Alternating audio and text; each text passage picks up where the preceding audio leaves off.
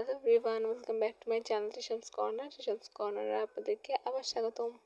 আমার পেজে video shoot করতে গেলে কি হয় না হয় তার ভিডিও আজকের পার্ট 2।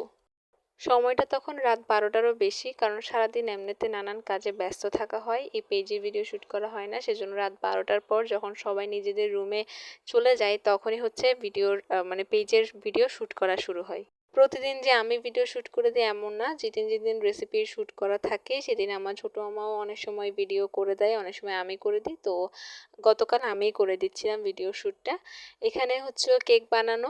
মার পেজের ডিটেলস ডেসক্রিপশন বক্সে দেওয়া থাকবে, আপনারা সেখান থেকে চেক আউট করে নিতে পারেন।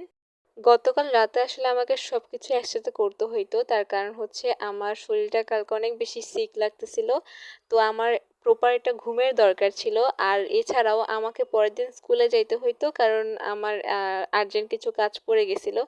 এখন আমি তো স্কুলে অনেকদিন যেহেতু যাই না, তো আমি আসলে পড়াটা জানি না। আমার ফ্রেন্ডের থেকে পড়াটা জেনে টেনে নিলাম, দেখলাম যে ভালোই পড়াটা দিচ্ছে। এখন পরের দিন স্কুলে যাব, বাট যদি আমি পড়াগুলো রেডি না করি শুধু শুধু আমার চেহারা দেখায় গিয়ে তো লাভ নাই। ওগুলো শেষ করতে হইতো, এদিকে মার ভিডিও শ্যুট করতে হইতো। তার উপর তখন অলরেডি 12টা ক্রস করে গেছে, মাথায় ছিল হাজারটা টেনশন।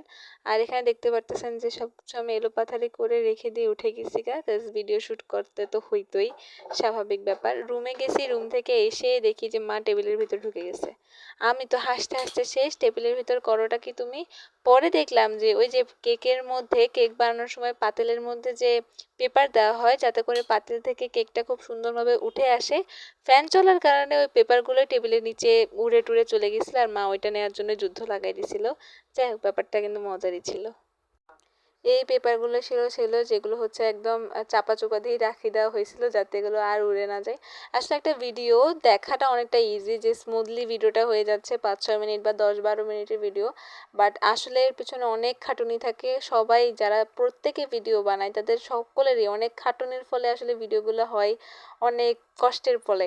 যাই হোক, এখানে আমি আবার টুকিটাকি কাজ শেষ করে দিয়েছি, আবার পড়তে বসে গেছিলাম, তখন অলরেডি 1টা 20 বাজে। আসলে এত পড়াকু আমি না, বাট আমাদের হ্যাড ম্যাম এক্সাম নিত, যেটা আসলে নাই, জানি না কেন, স্ক্যাম ছিল মেবি। তো ওইটাই নিত, যার কারণে আমি এত সিরিয়াস হয়ে পড়ালেখা করতেছিলাম। আর এদিকে মার কেক বানানো হয়ে গেছে, আমারও একটু ক্ষুধা ক্ষুধা লাগতেছিল, সেজন্য নিমকিটা নিলাম, বাট খাই নাই আমি, ভালো লাগে নাই। সো এটাই হলো কেকের ফাইনাল রেজাল্ট। আমার ভিডিওটা আপনাদের ভালো লেগে থাকলে প্লিজ ভিডিওটাতে একটা লাইক করতে ভুলবেন না, কমেন্ট করতে ভুলবেন না, আর সাবস্ক্রাইব করতে ভুলবেন না আমার চ্যানেল শামস কর্নার।